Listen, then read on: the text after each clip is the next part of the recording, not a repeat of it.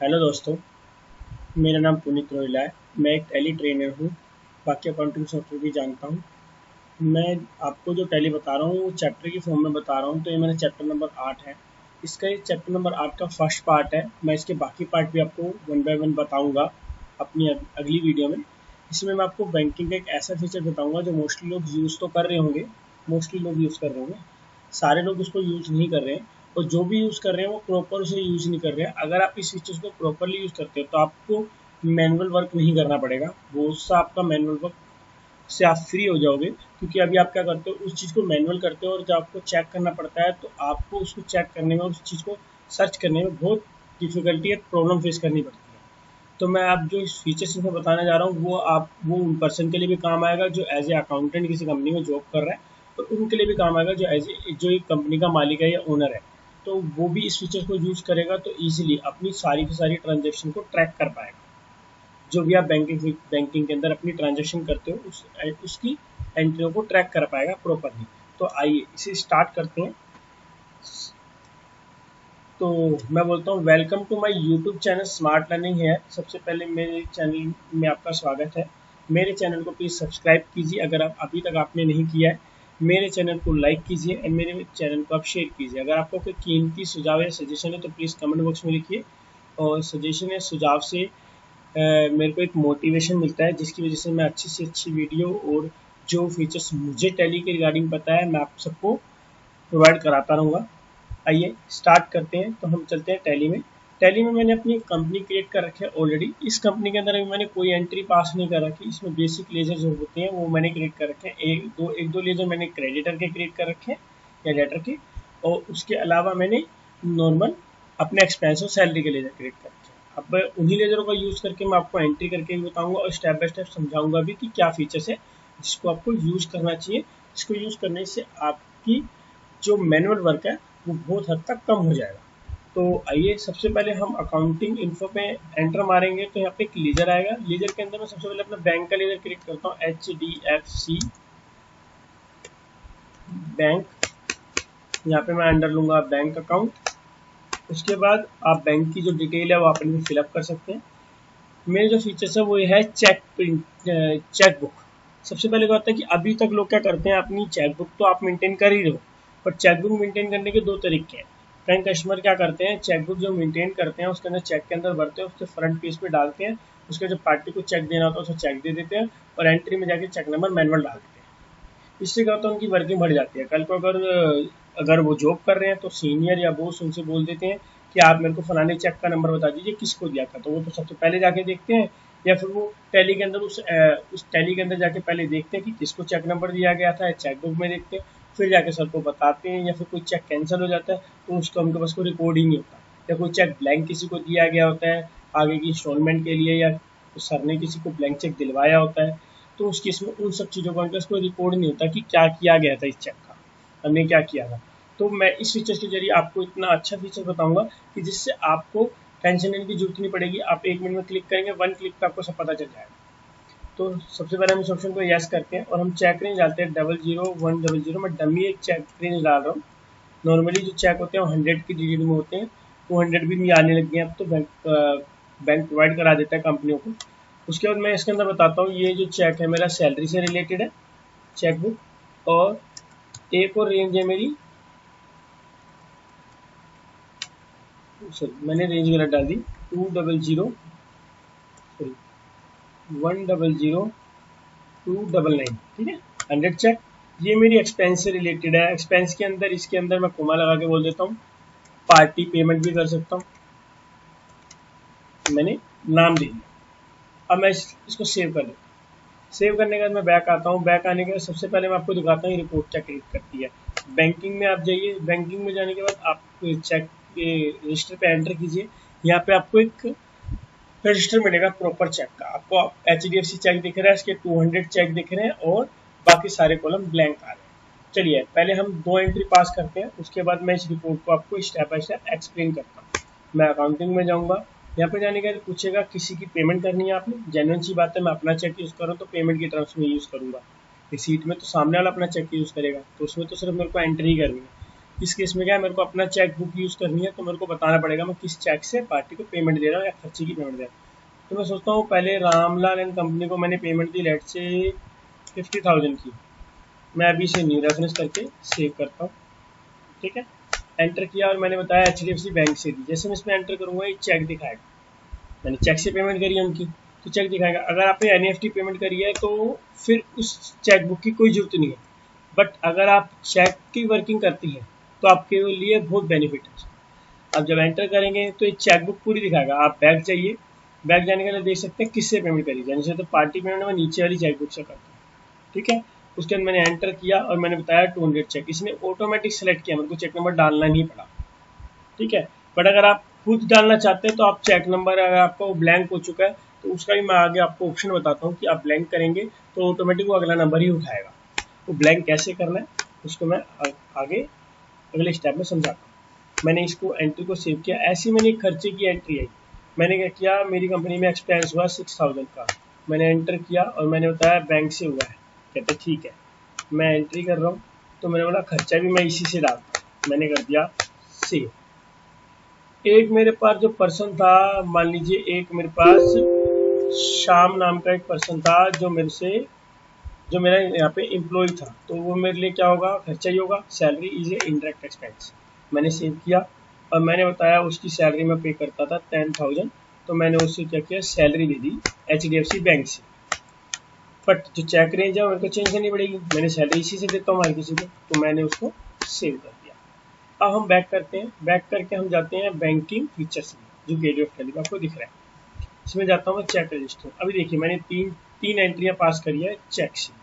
ठीक है, जैसे मैं इसको डिटेल में खोलूंगा, ऑल टैब बंद करके शिफ्ट एंटर करके आपको बता देगा किस चेक रेंज से आपने कौन सी एंट्री पास करी है। इससे आपने एक पास करी है, इससे आपने 2 एंट्री पास करी है। ठीक है, अब जैसे मैं इस चेक रेंज के ऊपर ही एंटर मारूंगा तो ये बता देगा मेरे पास इतने सारे चेक अवेलेबल है, जिसमें से जो ये चेक नंबर 100 है, इस चेक नंबर को मैंने शाम को पेमेंट कर दिया इतने अमाउंट की, इतने नंबर वाउचर से इस डेट पे। इसने पूरा आपको दिखा दिया, इंस्ट्रूमेंट डेट, चेक डेट तक इसने दिखा दिया, आपको इजीली पता चलेगा। अब आ जाते हैं बात इस वाले पे, जब इस पे डालूंगा तो इसमें भी दिखा रहा है, बट पहला स्टेट अनरिकनसाइल इसलिए दिखा रहा है क्योंकि 3 दिन बाद जब आपका चेक क्लियर होगा तभी आप उसे बैंक से रिकनसाइल करेंगे। बट डोंट वरी, मैं आने वाली वीडियो में आपको बताऊंगा कि आपको बैंक रिकनसिलिएशन करने के लिए मैनुअल वर्क करने की जरूरत ही नहीं है, वो भी एक बैंक का फीचर्स का पार्ट है। मैं आपको वो ऑटो बताऊंगा कि आप किस तरीके से इजीली अपनी बैंक की रिकनसिलिएशन कर सकते हैं। तो देखिए आपने इसके अंदर से 200 और 201 चेक को यूज़ किया और इसने बता दिया कि आपने किस किस पर्पस से यूज़ किया। तो कंडीशन आ जाती है, ऐसे मान लीजिए आपके 50 या आपकी 100 की रेंज है, 200 की रेंज है, उसमें 70 चेक आपके फिलअप हो चुके हैं, आपको सर्च करना है। तो राइट हैंड साइड पे एक क्विक सर्च का यानी कि ओल्ड टेस्ट का बटन आपको प्रोवाइड किया गया है। आप देखिए जैसे आप इस बटन को प्रेस करेंगे ये आपके सामने पूरी चेक की लिस्ट आएगा। अगर आपको पता करना है कि मेरे श्याम नाम का एक बंदा था तो आप नाम टाइप कर दीजिए, अगर नाम आपके पास है। अगर सर बोलते हैं सर मेरे पास तो चेक नंबर है, तो आप चेक नंबर टाइप कर दीजिए। अगर आप बोलते हैं मेरे पास तो सिर्फ अमाउंट है, तो आप अमाउंट टाइप कर दीजिए। तो ये इजीली हैंड टू हैंड आपको सर्च करके ला देगा कि उस चेक का क्या हो रखा है और कैंसिल हुआ है कि नहीं हुआ, उस चेक का क्या कंडीशन है राइट नाउ। अब इसके अंदर क्या हो जाता है कि मान लीजिए अगली कंडीशन में कि आपका इसमें से 3 नंबर 2203 नंबर जो वो कैंसिल हो गया। अब कैंसिल होने की 2 कंडीशन है, एक कंडीशन ये होती है कि वो चेक मैं हाथ से नोट डाउन कर रहा था, उसकी वजह से वो कैंसिल हो गया। हाथ से लिख रहा था, मेरे से डबल राइटिंग होगी और उस वजह से मेरे को चेक कैंसिल करना पड़ा, या साइन गलत हो गई, चेक कैंसिल करना। पर वहाँ तो कैंसिल हो गया, यहाँ क्या करें, यहाँ पर तो चेक शो करेगा। तो आपने कुछ नहीं करना, उस चेक के ऊपर स्पेस प्रेस करना है, चेक सिलेक्ट हो जाएगा। चेक नंबर सिलेक्ट हो गया, आपने यहाँ पे लिखना है कि ऑल्टर स्टेटस। ऑल्टर स्टेटस में आप उसे बताइए ये चेक आपका कैंसिल हुआ है, तो पूछेगा रिमार्क्स बता दीजिए वाई, क्यों हुआ। तो मैं उसका कोई भी रिमार्क्स दे देता हूँ, ड्यू टू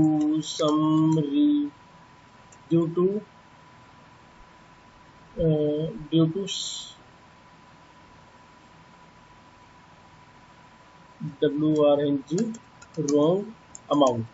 ठीक है, मैंने रॉन्ग अमाउंट लिख के चेक कैंसिल कर दिया। अब देखिए यहाँ पे चेक कैंसिल हो गया। अब आप अगर चेक रेंज में जाएंगे तो वो 2 के बाद सीधा 4 नंबर ही आपका पिक करेगा, 3 नंबर को कभी नहीं पिक करेगा। ठीक है, एक तो ये होता है कैंसिलेशन। दूसरा क्या होता है, आपने एक एंट्री पास करी और आपने चेक रेंज उठा के एंट्री पास करी, लेट्स से अब सर वो लगा कि वो एंट्री गलत पास हो गई, तो आपने चेक रेंज मेरी वाउचर नंबर की सीरीज ना हिले या कोई रीजन की वजह से आपने एंट्री कैंसिल मार दी, तो यहाँ से चेक नंबर भी कैंसिल हो जाएगा। बट आप चाहते हो कि वो जो मैंने कैंसिल मारी थी वो चेक मेरा वापस आ जाए, तो आपने चेक रजिस्टर में आना है, उस चेक को क्लिक करके फिल्टर करना है कि कैंसिलेशन चेक है कोई मेरा, कहेगा हाँ है क्या, उसके ऊपर आप एंटर करोगे तो सिर्फ कैंसिलेशन निकल के आ जाएगा। ठीक है, आपने उसके ऊपर दोबारा से स्पेस प्रेस करना है और यहाँ पर आपने ऑल्टर स्टेटस पे जाना है और आपने बताना है कि उस जो कैंसिलेशन नंबर है उसको क्लियर कर दो। जैसे मैं उस पर क्लिक करूंगा वो फिर से आपके रजिस्टर में अवेलेबल शो होने लगेगा। ठीक है, अब आ जाते हैं अगली चीज पे। अगली केस में क्या होता है, मान लीजिए सर ने बोला कि फलानी पार्टी से पर्सन आया है या फिर आपको खुद किसी को अपनी आगे की इंस्टॉलमेंट बननी है, तो आपने बोला आप एक मैं आपको ब्लैंक चेक दे देता हूँ, जो अमाउंट बेनिफिशियल आपको लगे वो आप फिलअप कर दीजिएगा। क्योंकि कई बार हम दे देते हैं किसी न किसी पार्टी, किसी न किसी केस में हमारे को ब्लैंक चेक देना पड़ जाता है, तो आपने सेम अगेन उस चेक रेंज को सिलेक्ट करना है, ऑल्टर में जाना है और आपने बोलना है ब्लैंक। अब देखिए ब्लैंक के ऊपर जैसे ही मैं एंटर मारता हूँ ये बोलेगा need to enable in features F11 accounting allow to zero value into, मतलब F11 के अंदर जीरो वैल्यू एंट्रीज जो है उसको अलाउ करो and use reversing journal option, reversing journal option को भी अलाउ करो, तब मैं इसको प्रोसीड करने दूंगा।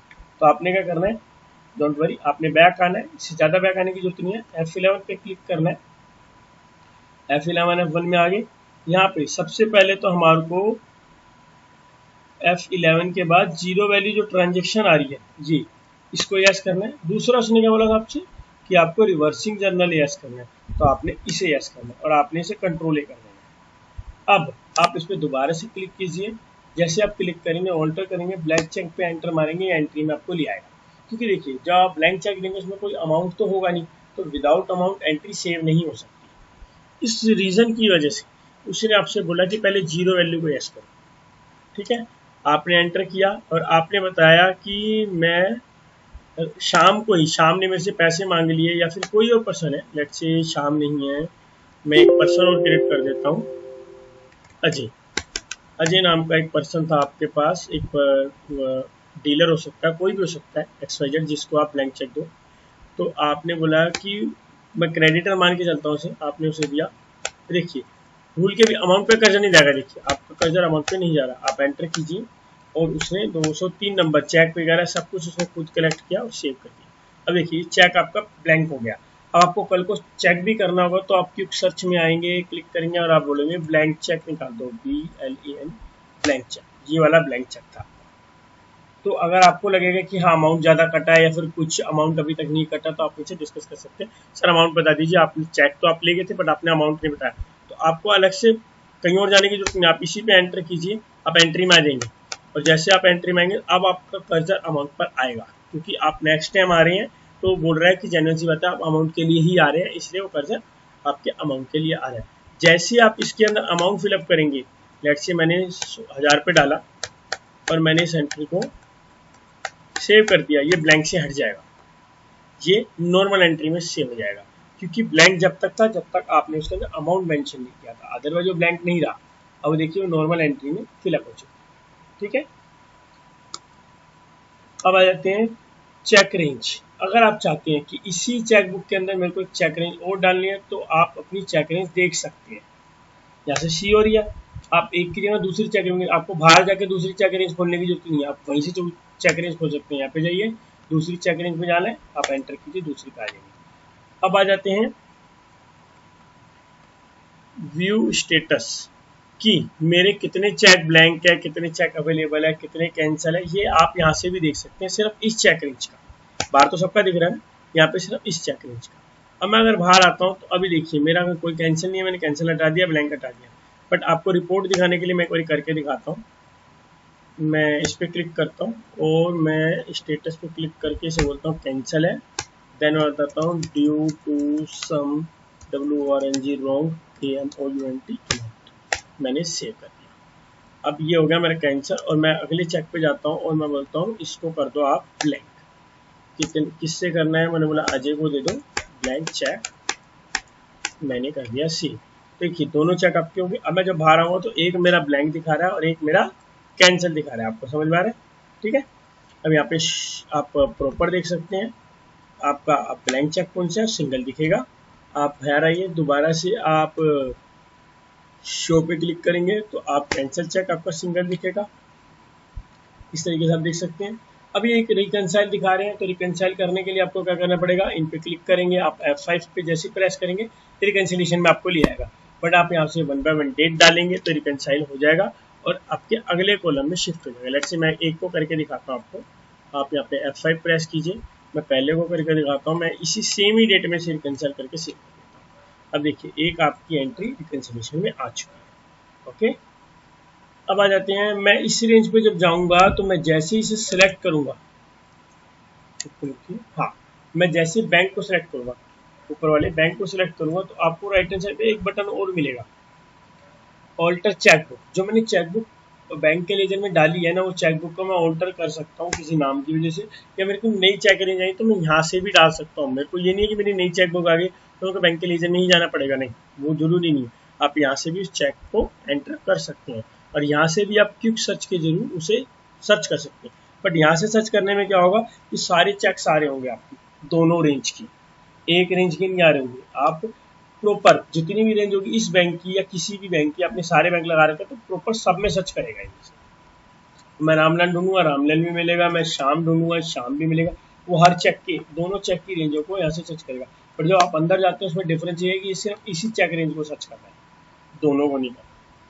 That is a difference between both. Okay, अब एक चीज़ मैं बताता हूँ, यहाँ पे आप इंक्लूड और नोट, चेक रेंज के अंदर जो इंक्लूड है वही देखिए, आप इग्नोर कर सकते हो। शो नेम शो करे कि नहीं करे, ये चीज़ आप इसमें कर सकते हो। आप इसका पीरियड भी चेंज करके दे सकते हो, एक फाइनेंशियल ईयर दूसरे फाइनेंशियल ईयर से मुझे चाहिए, तो ये सारी चीज़ें आप इस चेक रेंज के थ्रू ईजिली ट्रैक कर सकते हो। ट्रैकिंग आपको ईजी हो जाएगी बहुत ज़्यादा। अभी जो आप मैनुअल कर रहे हो वो आपको मैनुअल वर्क खत्म हो जाएगा, आप ब्लैंक, कैंसिल, हर तरीके के चेक की डिटेल निकाल सकते हो और चेक कर सकते हो, कैंसिल कर सकते हो। तो आई होप आपको ये मेरी वीडियो पसंद आई होगी। इस वीडियो से आपने जरूर कुछ ना कुछ सीखा होगा। अपने कीमती सुझाव व सजेशन कमेंट बॉक्स में लिखना ना भूलें। Thank you very much.